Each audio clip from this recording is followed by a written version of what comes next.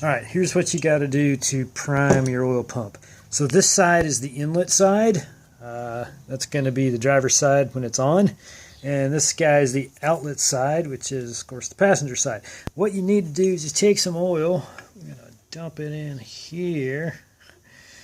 And then you want to kind of lean this guy up a bit so the oil goes down in there. It's hard to do with one hand. And then just by hand turn the shaft in counterclockwise direction from this vantage point, since that's clockwise, or that's the crankshaft rotation direction. And what will happen eventually, you can see that stuff disappeared. Well, with two hands, eventually, and you'll put enough in there, you can actually put it in both. That'll probably actually be a good idea to fill the thing up on both sides.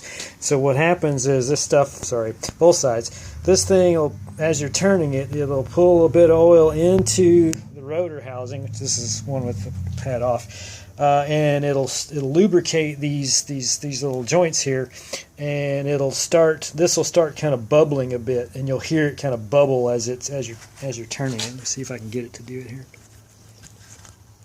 Yeah, you can kind of hear it. I don't know if it'll turn out on the video, but if you fill both of these up and do that, this thing will start bubbling out oil, and at that point you're primed. I mean, I went back and forth probably for like 5 minutes just turning it back and forth just to make sure there's enough oil up in this guy.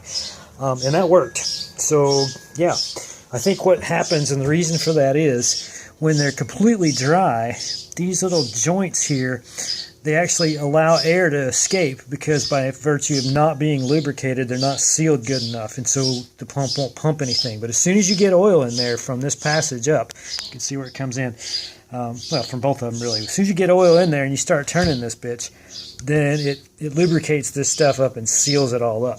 So, yeah, good luck.